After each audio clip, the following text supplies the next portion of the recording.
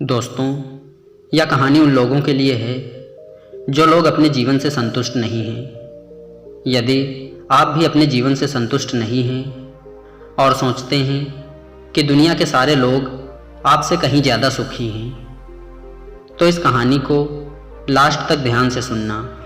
एक बार की बात है, एक कौवा एक पेड़ की डाल पर बैठे बैठे रो रहा था। उसी पेड़ के नीचे एक साधु बैठे हुए थे। तभी कौवे के आंसू उस साधु के ऊपर गिरे। साधु ने ऊपर देखा तो कौवा रो रहा था। साधु ने उस कौवे से पूछा, कौवे, तू क्यों रो रहा है? कौवे ने कहा, बाबा, मेरे जीवन में कष्ट ही कष्ट है। भगवान ने मुझे ऐसा बनाया है, सभी लोग मेरा तिरस्कार करते हैं, कोई मुझे पसंद नहीं करता।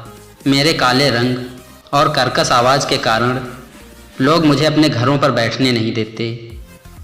लोग मुझे जूठा खाना खिलाते हैं।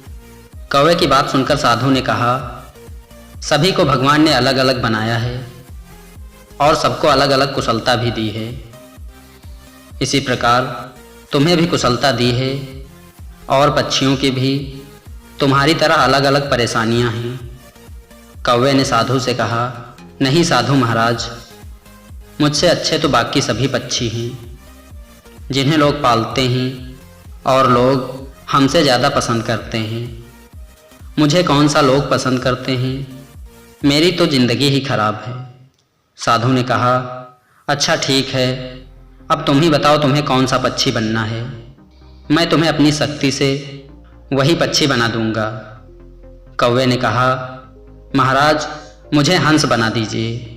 हंस का कितना बढ़िया रंग है और लोग उसे कितना पसंद करते हैं। साधु ने कहा, ठीक है, मैं तुम्हें हंस बना दूंगा, लेकिन मेरी एक शर्त है कि पहले तुम उस हंस से जाकर मिलो। कौवा हंस के पास जाता है और हंस से बोलता है, हंस भाई, तुम्हारा क्या रंग रूप है, पानी में भी चलते हो, क्या विशेषताएं हैं, लोग तुम्हें कितना पसंद करते हैं। तुम्हें देखने के लिए लोग घंटों तक खड़े रहते हैं। अगर मुझे मौका मिले तो मैं हंस बनना पसंद करूंगा। तब हंस ने कहा, कौवे भाई, मेरी बहुत बड़ी तकलीफ़ है। भगवान ने मुझे जो रंग दिया है वह शांति का रंग है।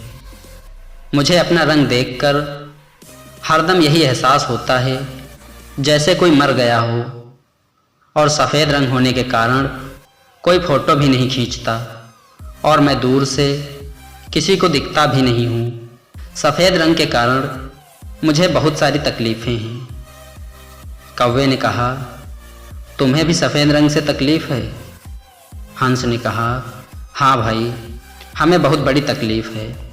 फिर कौवा और हंस दोनों साधु के पास जाते हैं और साधु से बोलते हैं, हे बाबा, मुझे तुम पैरट बना दो, क्योंकि तोता बहुत अच्छा होता है, उसका रंग हरा होता है और उसकी चोंच लाल होती है और लोग उसे पालते हैं, उसे पसंद करते हैं और उसके साथ फ़ोटो भी खींचते हैं। तोते की बहुत सारी विशेषताएं हैं। अब आप मुझे तोता ही बना दो।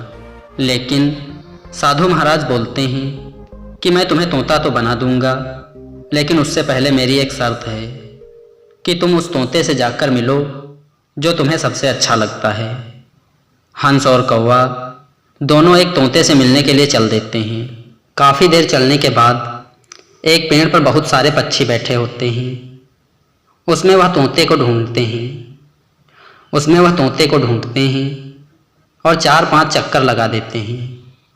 फिर जाकर कोई तोता दिखाई देता है और वे दोनों तोते के पास जाकर बोलते हैं, तोता भाई, तुम्हारा क्या रंग रूप है, हरा रंग है और चोंच लाल है। मैं तुम जैसा बनना चाहता हूँ। अगर भगवान मुझे मौका दें तो मैं तुम्हारे जैसा ही बनना चाहूँगा। तुम्हारे तो बढ़िया मज़े होंगे। इस पर वह तोता बोलता है, तुम लोग 4 चक्कर पेड़ के लगा दिए, तब जाके मैं तुम्हें दिखाई दिया और मेरे रंग की तारीफ़ करते हो। भगवान ने मुझे ऐसा रंग दिया है कि मैं पेड़ में छुप जाता हूँ, कोई मुझे देख नहीं पाता। कोई फ़ोटो खींचता है तो मैं पेड़ में दिखता ही नहीं हूँ। और तुम मेरे रंग की तारीफ कर रहे हो या फिर मेरी बेइज्जती कर रहे हो। हंस और कौवे ने कहा। हंस और कौवे ने उस तोते से कहा, क्या तुम्हें भी अपने रंग से तकलीफ है? तोते ने कहा, मेरी और भी परेशानियां हैं।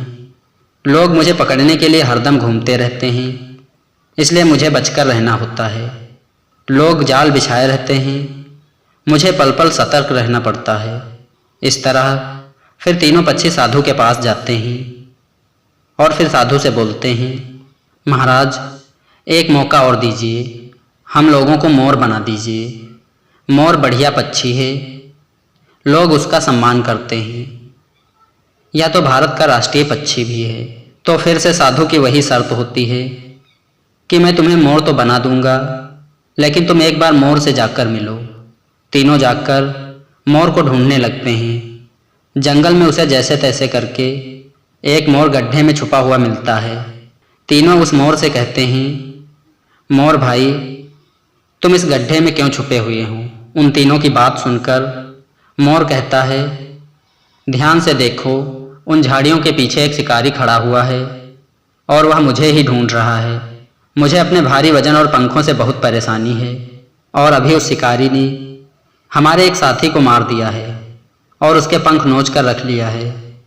अब उन पंखों को वह मार्केट में बेच कर आएगा और लोग उन्हें अपने घरों की सजावट में इस्तेमाल करेंगे। फिर कौवा और बाकी चारों पक्षी उस साधु के पास जाते हैं तो साधु बोलते हैं, भगवान ने जिसको जिस रूप में बनाया है और जो विशेषताएं दी हैं वह अतुलनीय हैं। भगवान ने सबको कुछ मजबूत और कुछ कमज़ोर विशेषताएं दी हैं। अगर हम कमज़ोर कड़ियों पर ध्यान देंगे तो हम खुद को कमज़ोर महसूस करेंगे, और यदि मजबूत कड़ियों पर ध्यान देंगे तो खुद को मजबूत महसूस करेंगे। सभी पक्षियों को अपनी भूल का एहसास हो जाता है और जीवन जीने का मूल मंत्र मिल जाता है। दोस्तों, इस कहानी से हमें यह सीख मिलती है कि हमें अपने जीवन में कभी भी किसी दूसरे से तुलना नहीं करनी चाहिए, क्योंकि ईश्वर ने सभी को सबसे अलग बनाया है और कुछ न कुछ उनमें खूबियाँ दी हुई हैं। हर व्यक्ति हर कोई काम करने के लिए नहीं बना होता है। हर व्यक्ति के अंदर एक अलग हुनर होता है, बस उसे ज़रूरत है अपने हुनर को दुनिया के सामने ला सके। दोस्तों, यह कहानी आपको कैसी लगी कमेंट में हमें ज़रूर बताना। अगर इस कहानी से आपको कोई सीख मिली हो तो वो भी कमेंट में लिखना ना भूलें। वीडियो अच्छी लगी हो तो वीडियो को एक लाइक ज़रूर कर दें। आपका कीमती समय देने के लिए बहुत बहुत धन्यवाद।